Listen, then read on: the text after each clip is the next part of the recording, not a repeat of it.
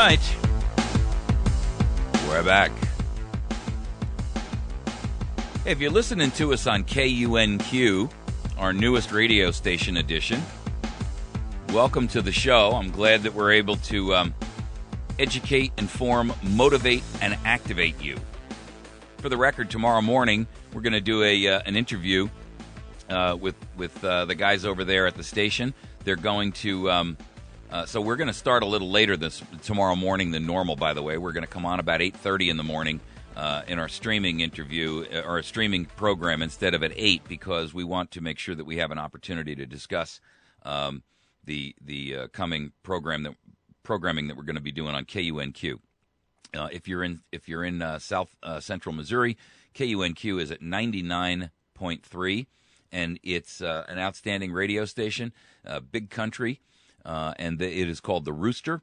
This is a great station. This is a station that plays, country music and kind of like some soft country rock and things like that.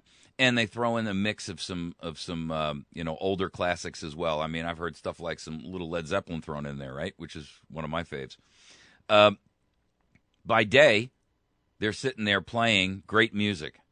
At night, everybody takes off their bill caps and takes off their cowboy hats, and we put on Tri-Corner Patriot hats on this station. So I am extraordinarily happy to be with these guys. I am very impressed with what they're doing. These guys are patriots for America, and they are standing up, and they're going to be carrying America's voice now from midnight to 2. I know we've been broadcasting here on the 3 to 5 slot, but we're going to shortly move to the midnight to 2 a.m. slot. And we'll kick off your late nights with some great, powerful news and information, education, and we'll try to get some folks motivated and awake and aware. You know, radio is a powerful medium because it's the one area that cannot be controlled by big media, big business, and by government. Why? Well, because there are really about 6 corporations that really control everything that you see on television and you read in the papers. But radio is different because there's about 10,000 radio stations out there, and the vast majority of them are owned by small mom-and-pop type organizations. They own 1 or 2 or 5 stations. And these are the folks that they're not sitting there subjected to some corporate mandate that says, you can't talk about this. So they have a show like mine on, and, listen, I hear people say, you're a bomb thrower. You throw the word treason around. You got to be kidding me. You can't say that. Yes, you can. This is called free speech. This is the job of the media, and I'm an alternative media host. My job is to tell you what the press is not telling you. They're feeding you pabulum. They're feeding you chalk. They're feeding you propaganda, and I'm telling you the truth. Now, you may not like the style in which I give it to you. You may not even like who I am. You may not like my message. But I can tell you this, you're going to find that if you listen long enough, there's a lot of truth that you're going to hear that you're not hearing anywhere else. And you're going to hear analysis of what they're giving to you, and I'll break it down so that you can utilize your own best critical thinking skills to identify when you're being lied to. Because once you know how they're lying to you, once you see the ways in which they're lying to you, you can never be fooled again. See, that's the beauty of it. If you think about it like this, if a guy who's a magician were out on a stage and he was saying to you, here's the trick I'm going to do, and he does this magical trick, and you're like, wow, how the heck did he do that? You're confused. I mean, you knew something spectacular just happened, but you couldn't quite figure out how. But if he sat down and he showed you how he does all of his tricks, you'd never be fooled again. The truth is, utilizing your critical thinking skills and learning and practicing them and exercising that critical thinking muscle so that you are building muscle memory and you are building a fit mind is the number one tool and weapon that you have against being mistreated and fooled and betrayed by not only the people in your government, but also within those people who are in the press and the media who are basically no longer representing the truth, but they're representing the government. They're feeding you government stories right off the desk. It's like the fax line rings in the morning and boom, up comes the stories they're going to read today. They're biased. They're not truthful. And when the truth needs to come out, If it's such a blatant story they can't avoid it because alternative media like me has made it a national issue, then they skim over it and they just give you the surface of it so that you really don't get enough to really sate your hunger. My job is to educate you about what's going on and give you the jumping off place where you can look at what information has been presented and then say, okay, now I've got the idea of what's happening, and what I'm going to do going forward is I'm going to educate myself about these stories, about these issues, and I'm going to gather so much information that I can make an informed decision and an informed opinion of my own. I'm not going to parrot what I heard somebody else say. I'm not going to say the talking points that I heard somebody say that I kind of agreed with. I'm going to formulate my own opinion, and I'm going to articulate my beliefs and my opinions in my own words, and then I'm going to share that with my circle of influence, and I'm going to be a leader to bring change to this world. That's the job. That's the goal. That's the plan. Please recognize your own leadership skills and qualities. Don't overlook them. I hear people say to me all the time, listen, I'm no leader. You're wrong. You are a leader. You just don't know it yet. And that's the truth. Everybody has leadership quality. You need to exercise it, though. If you can't pick up a 50-pound cinder block, then if you work at it long enough and you exercise a little bit, shortly you'll be able to pick it up and carry it around. And after a little while, you'll be able to carry it a mile. It's the same thing with leadership skills, folks. And it's the same thing with being able to speak articulately on a topic or on a subject. If you work at it, you can be extraordinary, you can be exceptional, and you can change hearts and minds. But you need to know your subject matter, and you need to have your own opinion so that when people challenge you, you know why and where you've arrived at that decision-making process. You have the capability to answer their questions and their concerns rationally, logically, with well-reasoned responses. Not the stuff that you hear out of the progressives. When you throw enough logic and reason at them to stall all their arguments, what do they always do? They descend into emotional argument. And that, ladies and gentlemen, that's when you know you just won. Okay, a couple of things. Obamacare security. We have entered a point where we are in a national crisis. I kind of got derailed there for a second. But this is important stuff. We have reached a point where we are now in a national crisis on the security of this Healthcare.gov thing. Forget all the stuff about the government and the president acting irresponsibly and lawlessly and lying to the American people. Blatantly, multiple times, repeatedly, with the intention to mislead you, to make a decision that you ordinarily would not have made without that lie. Ladies and gentlemen, that's called fraud. If I said to you, I've got an investment for you, and I promised you that you were going to get certain things as a result of your investment, and you made that investment based upon my assertions and my promises, and then it turned out that I was lying to you to mislead you into investing that money, that's fraud. And what the president has done, and what everybody in Congress has done who supported this thing, is no different. They got you to not get up on your feet, to not get on the phone, to not drive your congressman out, to not drive your senator out, because they promised you something that you couldn't have. Access to your existing doctors, access to your existing health plans. You had no idea that when you signed up for Obamacare, if you were below into the poverty level and you got any kind of a subsidy from the Medicaid system and you're tossed into the Medicaid rolls, you will lose all the equity in your home. Did you even know that? You know what? Nobody in the mainstream media is talking about that. I'm not even hearing guys like Rush and Beck and those guys talk about it. Why not? When you go onto Medicaid rolls, you sign away any assets you have.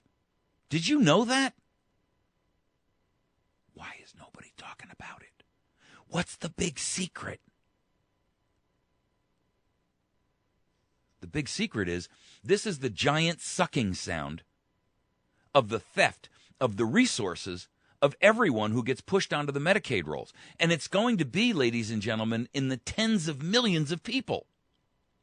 That home that you own, that you bought smart, and you've been double paying on to keep your mortgage low, and you've been trying to pay it off, you and your wife have been working at it really hard, guess what? When you're pushed onto the Medicaid rolls, the equity in that house no longer belongs to you. It now belongs to the state that is paying your medical bills. Want proof? Go to the Medicaid website in your state and go look up what the rules say. The rules will very clearly tell you, if you sell that home somewhere down the road and you've got $50,000 worth of equity in it, and you go to the closing and you're expecting to walk out of there with a check for $50,000, stop right there. You're not getting it. They're going to step in and say, well, remember now, your wife had breast cancer and we took care of that. So that $50,000 is ours because those medical bills were $80,000. You still owe us $30,000. Screeching halt. Now do you see what I mean? Nobody's talking about it. Why? Because it's more fraud being pumped down to your level. You don't even know that when you sign up for Obamacare, you are allowing all of the equity that you have built up, any money and any savings that you have in the bank. The concept of this is so massive because it's theft. If you don't know you're signing away your equity in your home, how can you possibly, and if you do know you're signing away your equity, why would you possibly sign up for this disaster?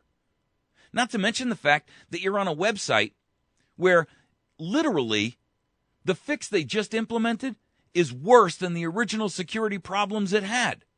How do I know that? Well, because I can tell you, because I'm sitting here and I'm watching and I'm reading the words of the people who are responsible to tell us that. Not the people in government, the people who are supposed to be watching after them. They released a progress report on Sunday, following their own self-imposed November 30th deadline to fix the website. Here's the problem.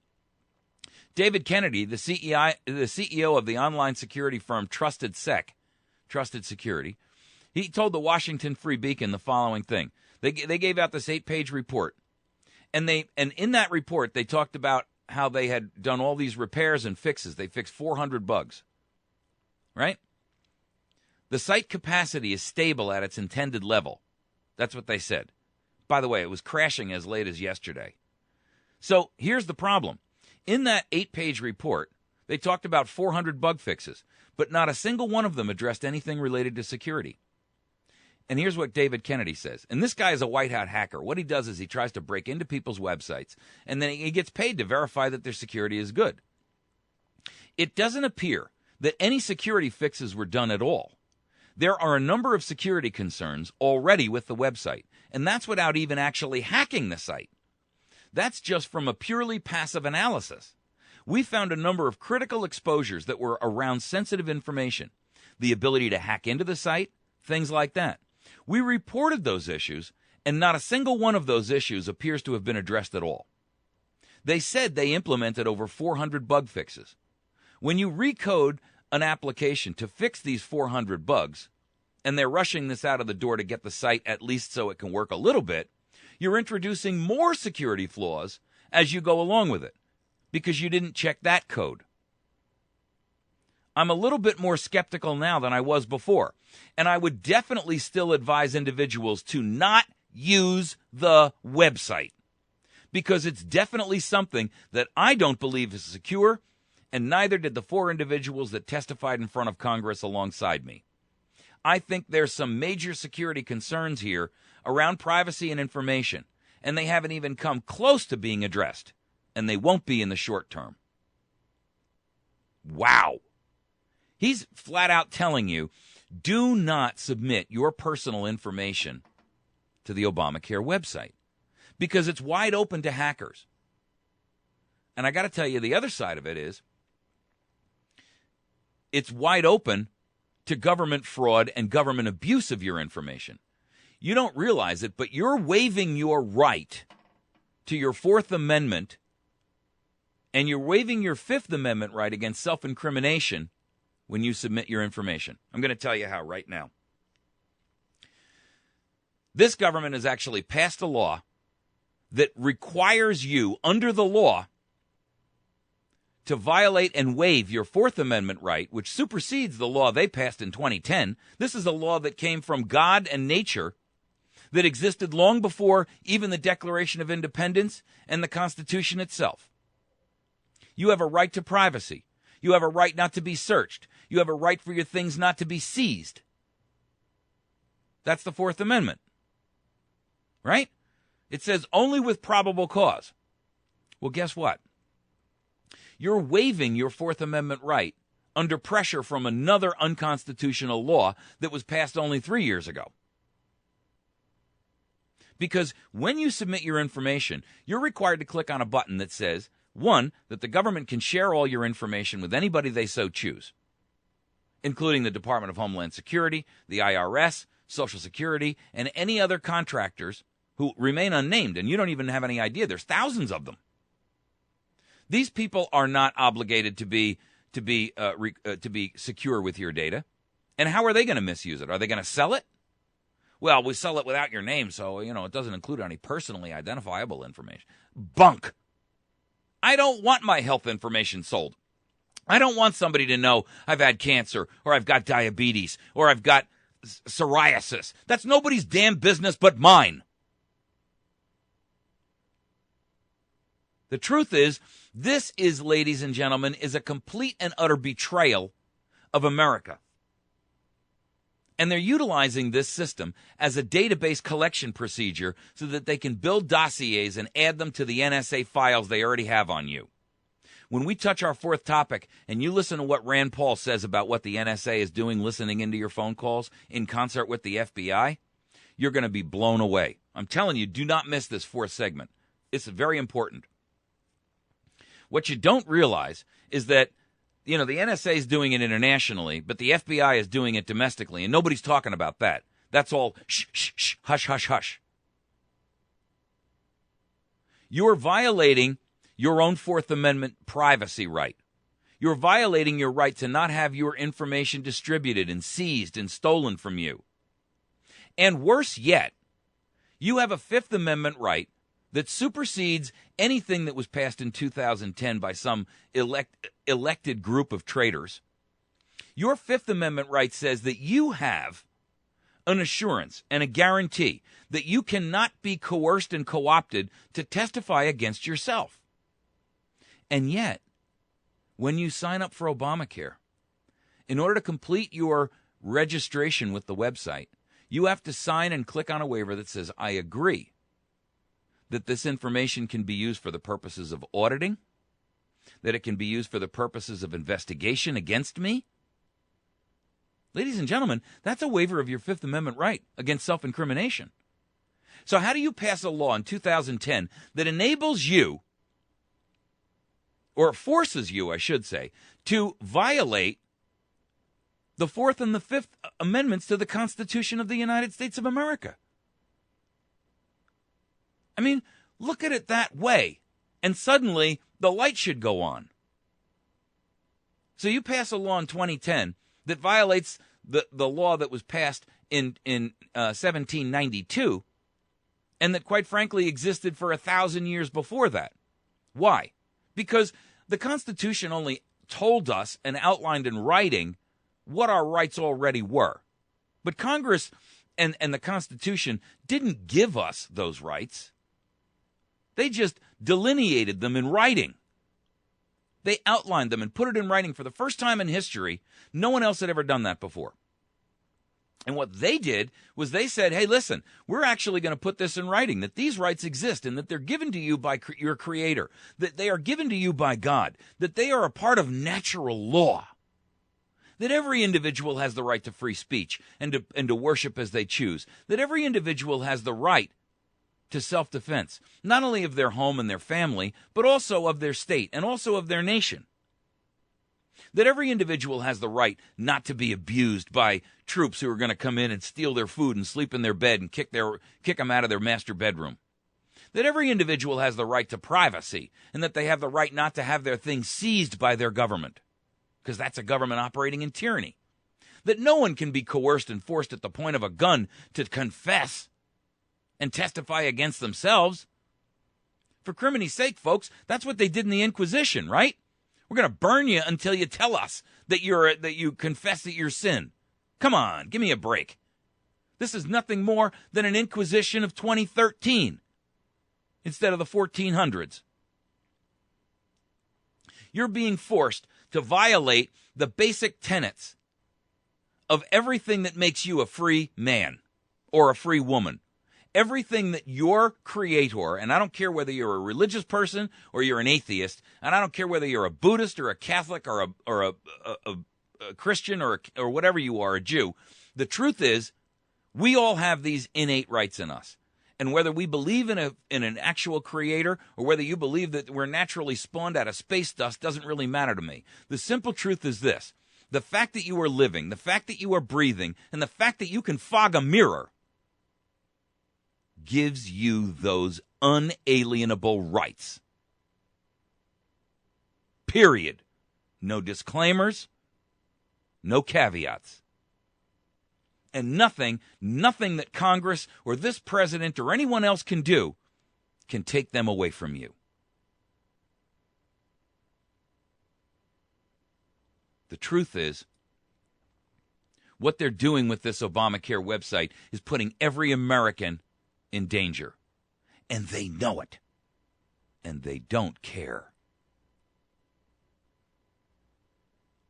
That, ladies and gentlemen, is a violation of their oath of responsibility to you.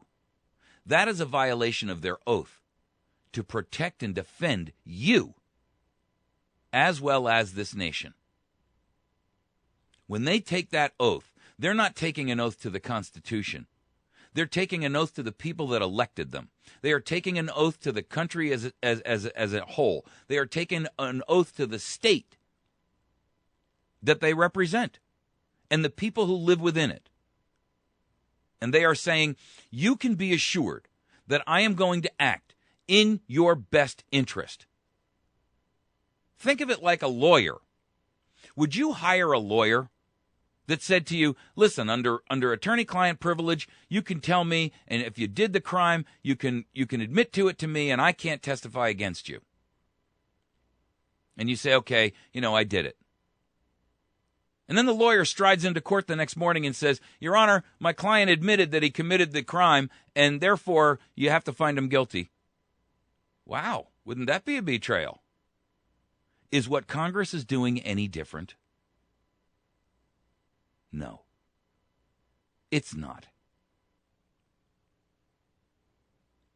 If you went to your attorney and you said, here's money for the closing on this piece of property. I'm giving you the down payment. You can hold it in your trust account until we get the mortgage issues settled out.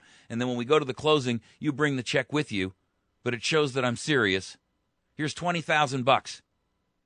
If you handed that money to your accountant, to your attorney, and he said, I'm going to put this in my trust account. This is an account that doesn't get commingled with the money I pay my secretary from. It's going to have your name on it. And then he went out and you found out he took that money and he went on vacation. That would be fraud. He misled you. Your Congress is doing the same thing, ladies and gentlemen. They are misleading you. They are giving you the impression that they can be trusted while they are turning around and doing exactly the worst that they can do to you, not the best they can do for you. The security system in this system does not exist at all. There is no security. It's so wide open that the first grader, the kindergarten hacker can break into this website and get your information. The states are required to notify you if they get hacked. But did you know that the federal government has exempted itself? So if they get hacked and 20 million Americans' information is stolen and downloaded, and then they go out and they start selling that information to every credit card fraudster out there who goes out and applies for a mortgage in your name or a credit card, did you know that they don't even have to tell you? Wow. If that's not a betrayal, I don't know what is. Ask yourself this question. Is Congress really representing you? I think if you ask that question, you're going to find the answer is absolutely not. And that's why in 2014, we shouldn't see a 90% incumbency renewal, a re-election for 90%. That's the statistics that normally happen. We should see 90% of everybody in Congress thrown out on their ear. In fact, I want to take it to 100%. Take every one of them out. The only ones that you can't take out are those in the Senate who have terms left. That rolls over in breaks of three segments. All right, we're going to take a break. When we return, we're going to tackle our third topic, immigration. The next congressional act of treason is about to occur, and you better be aware of it. We'll be right back.